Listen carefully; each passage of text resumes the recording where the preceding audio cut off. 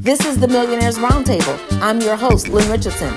We are creating millionaires one family at a time, one day at a time, $1 at a time, one dime at a time. And that means you.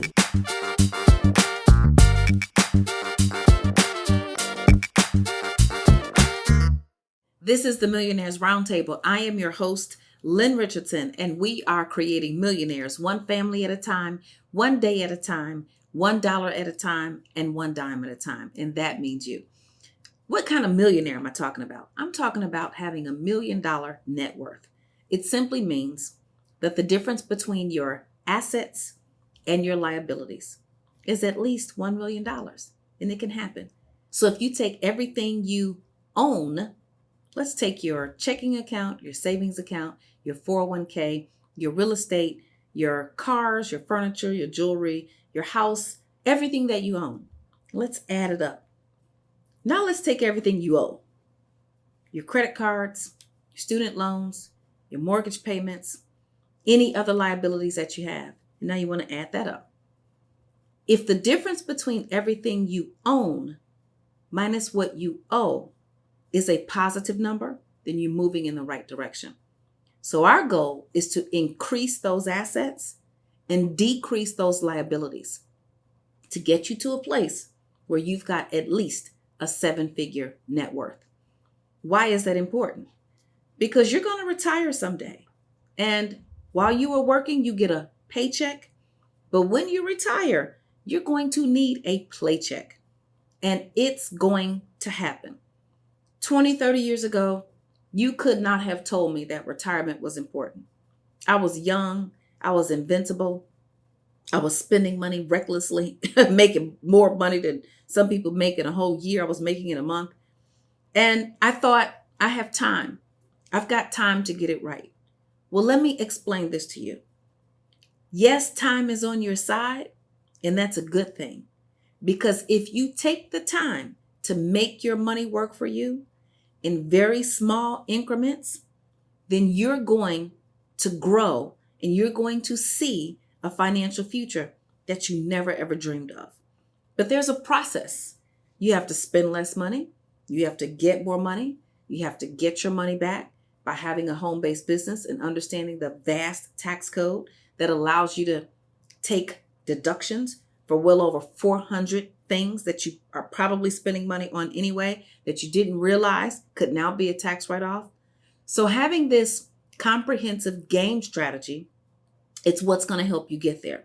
So as we move along this path to wealth building, as we move along this path to having a $1 million net worth, we certainly have things that happen. Life happens, job loss, pandemics, children, accidents, medical expenses, divorce, bankruptcy, all kind of things happen along the way.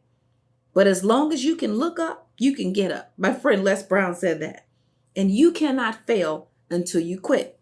My mentor, Russell Simmons, said that. So as long as you have the ability to keep going, then I'm going to be here to help you keep moving. So I know we have some questions. I'm getting so many questions. If you go to asklynn.org, you're submitting them.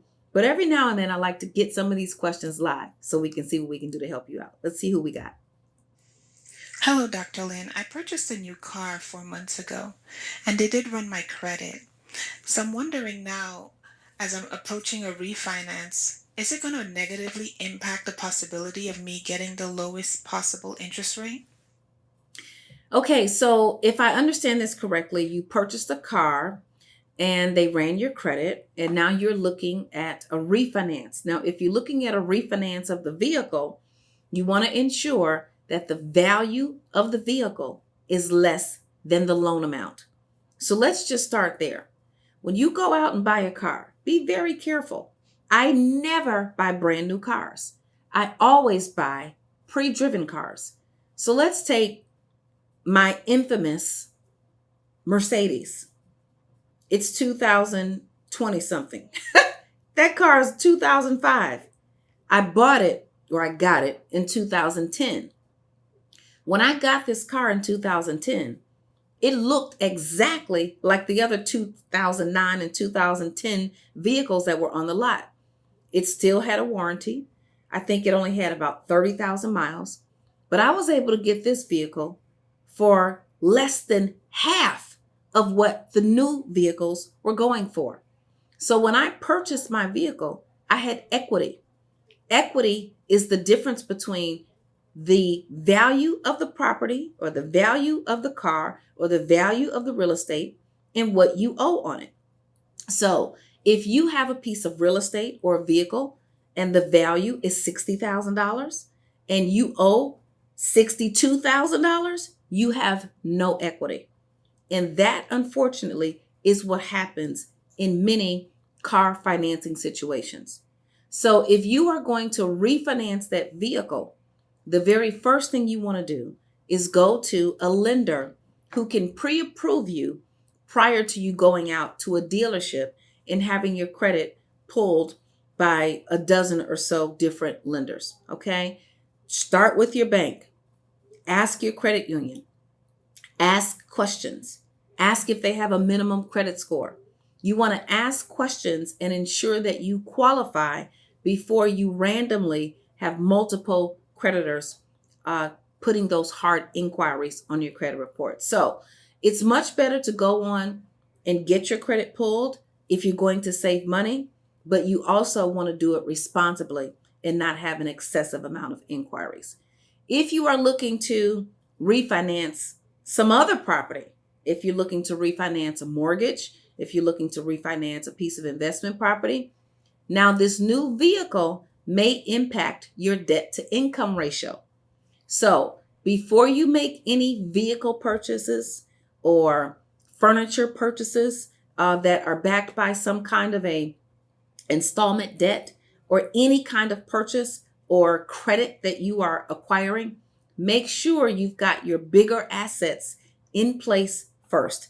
Because the last thing you'd want to do is put yourself in a position where you go buy a new vehicle and now your debt to income ratio is too high for you to refinance your mortgage. Okay? Let's see who else we have out there. We got many, many questions. Hi, Dr. Lynn. I have a question. My business is an LLC.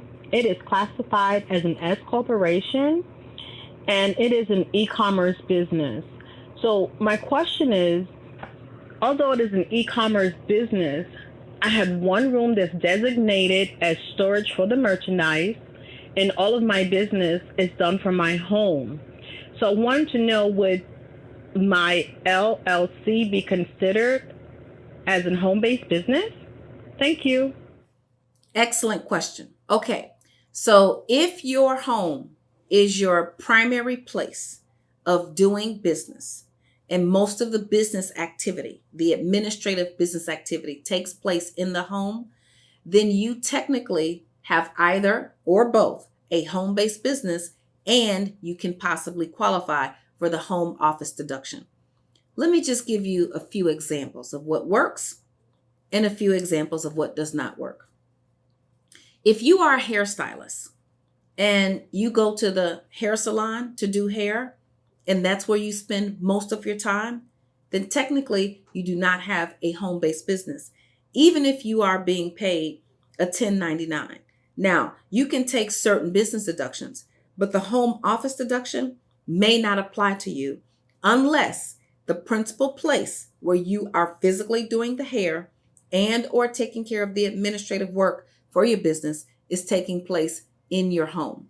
So it's great that you have a single member LLC and you said it's classified as an S Corp for tax purposes. There's another way that you can have a single member LLC. It can be classified as a sole proprietorship for tax purposes, which simply means that you're going to write off the income and the expenses on Schedule C of your 1040 tax return.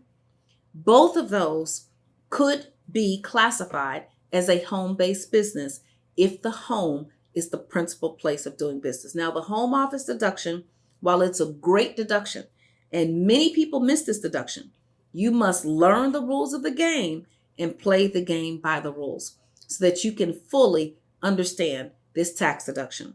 One of the rules, and one of the biggest rules that stands out for a home office, is it must be used exclusively for business.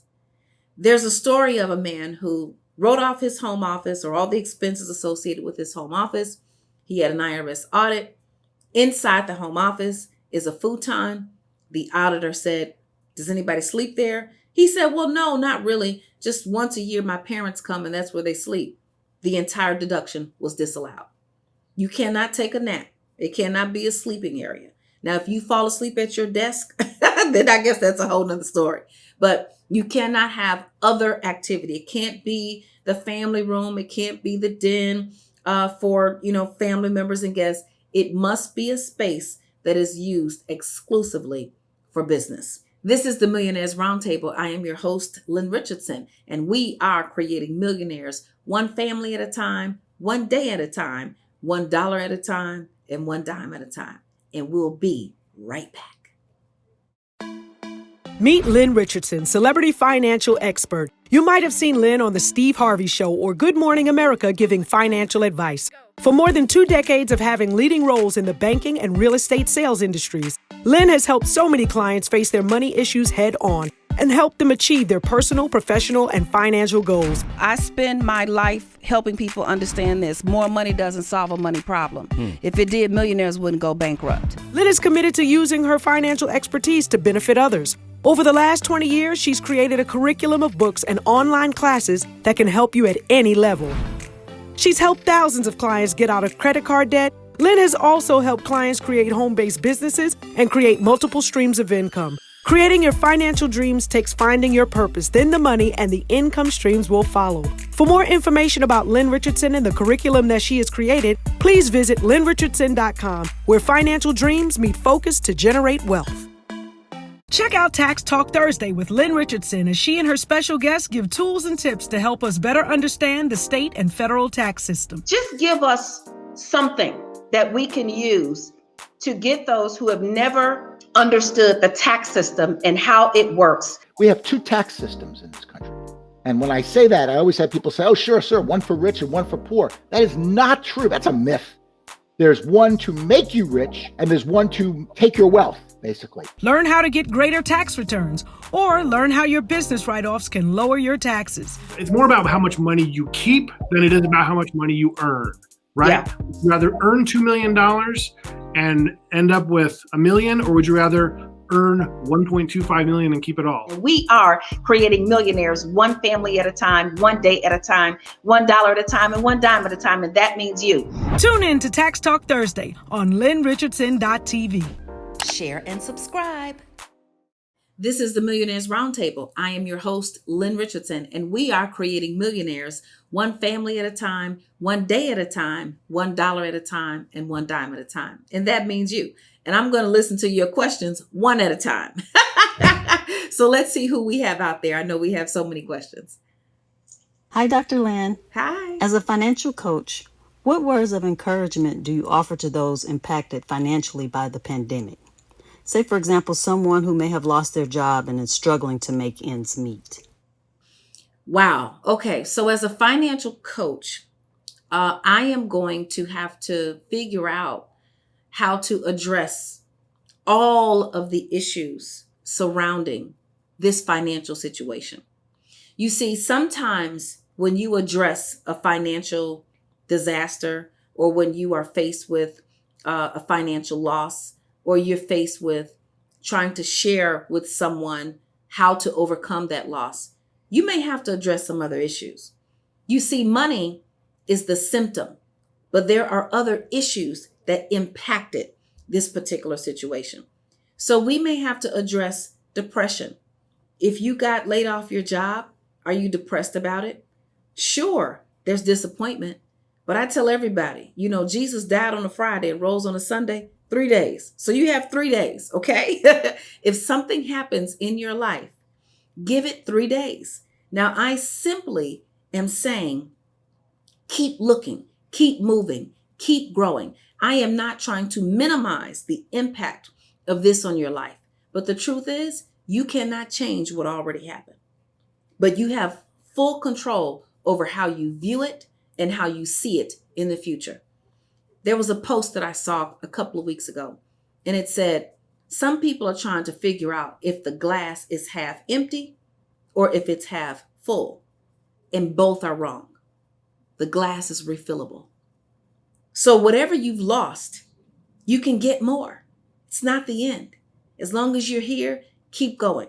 So the first thing that I'm going to address as a financial coach when I'm dealing with someone who's lost an income, job loss, illness, divorce, and there are many other reasons why people find themselves in situations where they do not have the income that they once had to live the life of comfort that they were used to. I'm going to start to address the mind.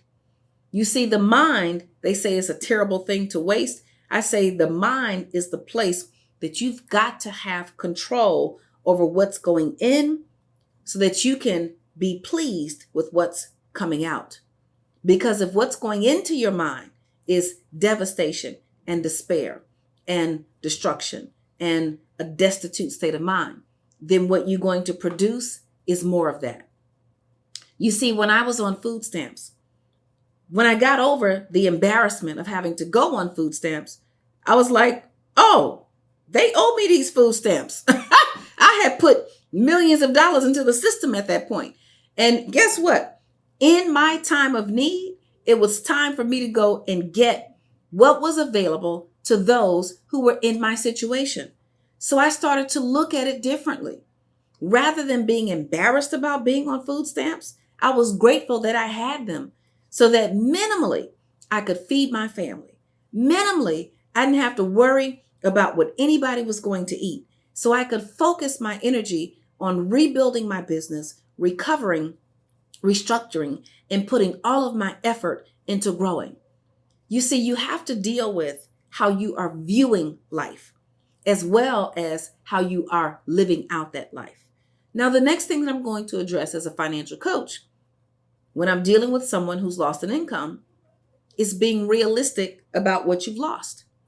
Because when we lose an income, we lose the ability to pay for the things that we've been accustomed to paying for. But it doesn't mean that those were necessary things. It doesn't mean that those were things that were serving us. And it certainly does not mean that the items that we were used to spending our money on are items that we need to continue to spend our money on. So I say oftentimes, a storm doesn't come to disrupt you. A storm doesn't come to destroy you. A storm may come to clear your path. So what if this is the time for you to clear your path, to get rid of some of the activity associated with the money that you were spending? Have you been going out to the club? Have you been kicking it with your friends from kindergarten? Have you been going shopping for no reason and buying stuff you don't need and putting food in your stomach that's getting too big? You understand? Your wallet is getting skinny and your waist is getting fat. Just be honest, okay? Like, we can all laugh at this. We can all take a look at the things that we are doing. We can all take a look at the things that we are spending our money on that aren't serving us and just be realistic about it. Now, here's the deal. The truth will set you free. But first, it might piss you off. It's okay to get mad. Don't get mad at me. I'm just a messenger. Get mad at yourself. When I looked at my budget for the very first time and my money was dwindling and my income was no longer there, at first I was mad at myself. How did I get here? But you can't stay there. You must forgive yourself. Who are you and who do you think you are to have the right to not forgive yourself when God forgives us all the time? So if you made some mistakes, forgive yourself, get a financial education, and keep on moving. This is the Millionaires Roundtable, and we're going to take some more questions. Let's see who else we have out there. Hello, my name is Susan. I would like to know how to start a home-based business. Can you give me some information on this? Okay, Susan, if you want to start a home-based business, first of all, in order to get the money game working for you, you must learn the rules of the game, and then you must play the game by the rules. So I would tell you to go take a class, how to start a home-based business. Why am I going to tell you to go take a class? Because there are millions of people with businesses and they don't know how to make them grow.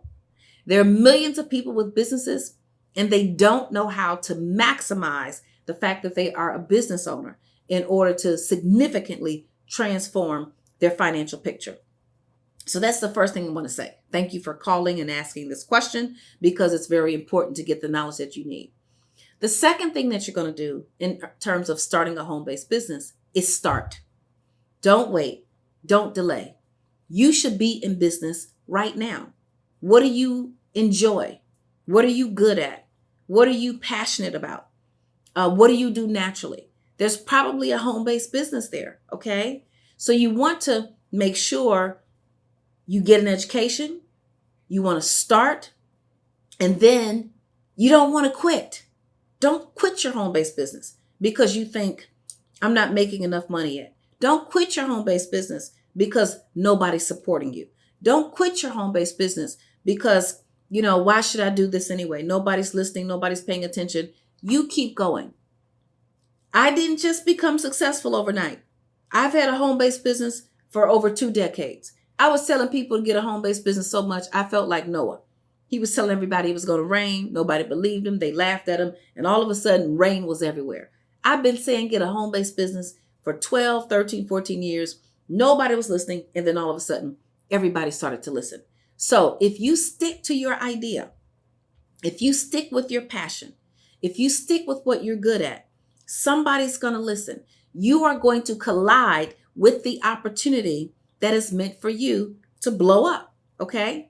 This is the Millionaires Roundtable. I am your host, Lynn Richardson, and we are creating millionaires one family at a time, one day at a time, $1 at a time, one dime at a time. And I'll see you next time.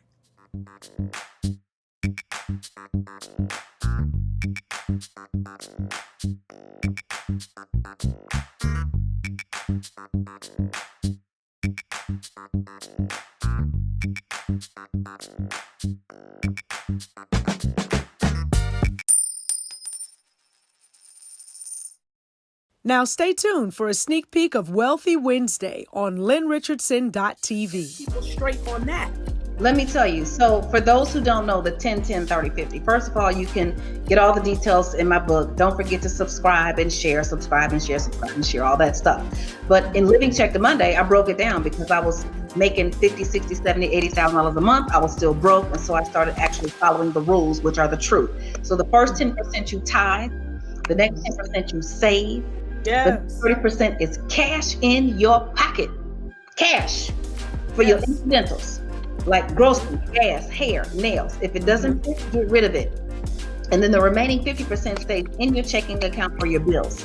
If you have more than enough money, that's not a license to go buy a lot of stuff. You want to get rid of your debt. If you don't have enough money, then you have to subtract. But I was like, oh my God, this makes so much sense. Yeah. And I think people can appreciate, especially, I've been with you many times when you've spoken live to, thousands of women. And when they hear that breakdown of 10, 10, 30, 50, and you go into each and why it's important, it feels like they just ready to get loose. It's like, oh my goodness, this is what I've been doing. People are free. So if you don't put your appointments in your calendar, you'll be one place like, oh, I forgot about that. So we just call it a schedule. We keep it clean. We keep it easy. So I want everybody on this Wealthy Wednesday, Light said it, people hear it and they're like, oh my God, that's freedom. This is a freedom series. This is about you going to the next level. The 10, 10, 30, 50, the first 10% you tithe, the next 10% you save, 30% cash, and it's to help you avoid a spending addiction, which is what you have when you go to the grocery store for toothpaste and you walk out with $179.47 for the stuff you don't need. We're going to talk about that on another Wealthy Wednesday. Share and subscribe.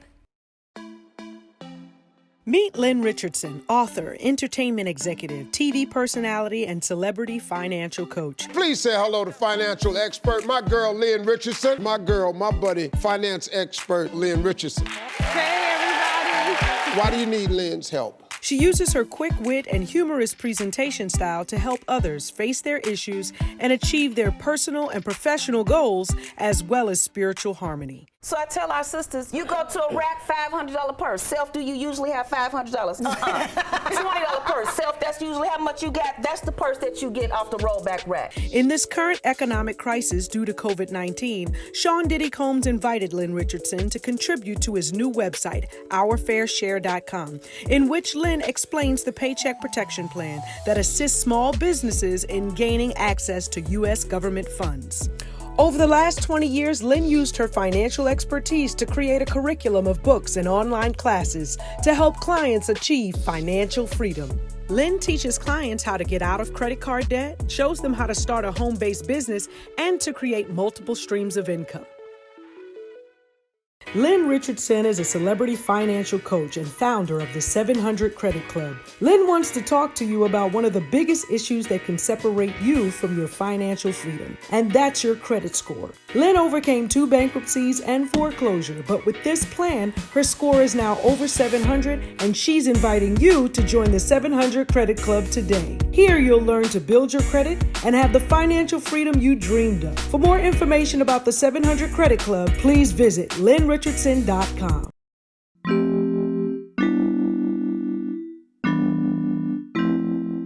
Hi, I'm Lynn Richardson, and I'm excited about teaching you how to build multiple streams of income. But more importantly, I'm excited about teaching you why. I'm a financial expert, but I think there are some things you need to know about me that you'll never read in a newspaper or magazine or see anywhere. I was born and raised in Chicago. As a matter of fact, my grandmother, who passed away almost at the age of 98, she was 75 years old, cleaning homes for wealthy people, putting me through college. I grew up in the projects. I knew we weren't rich, but I didn't feel poor. When I needed money for something, I'd say, Grandma, I need money for a field trip. She'd tell me to go look in the room, on top of the shelf, inside the box, inside my pocketbook, inside the zipper, wrapped up in a piece of paper towel, is $20. She'd hide the money like 20,000 times. So when I went off to college, I didn't know a lot about money. What I knew is I needed access to it. So I made the mistake that many people make. I went into a room, multiple credit card distributors were there. I didn't get one credit card. I decided to get one of each. Oh boy, that didn't go over well for me. When the creditor started calling and saying, Lynn, can you borrow the money? I said, can I borrow it from you? I had all kind of funny answers, but when I got out into the real world, it wasn't funny anymore. My credit was jacked up. My first furniture came from Rent-A-Center, and I knew right then and there that I was entering the world with a bad relationship with money. Fast forward a few years later, I'm married, 3 children. My career is excellent. I'm making money, but guess what? I was living a lie. I was living check to Monday. You see, check to check is a blessing. That means you get paid by Friday and by the next payday you're broke. But check to Monday is a whole different game. You get paid on Friday, you kick it on the weekend, you pay on your past due bills, and by Monday you're broke. And I was living that lifestyle making $20, $30, $50, $60, $80,000 a month. Not a year, a month. So I learned this. More money doesn't solve a money problem. If it did, millionaires wouldn't go bankrupt. If more money could solve a money problem, you'd never have a bankrupt millionaire. You'd never have a bankrupt billionaire. So what do you have to do to build wealth? You have to spend less money. We're going to talk about that in another class. But you also have to get more money. And most importantly, you have to learn how to get your money back. Why? Because the more money you make, the more the IRS will take. So you want to learn the rules of the game and play the game by the rules. And that's exactly what we're going to do, building multiple streams of income.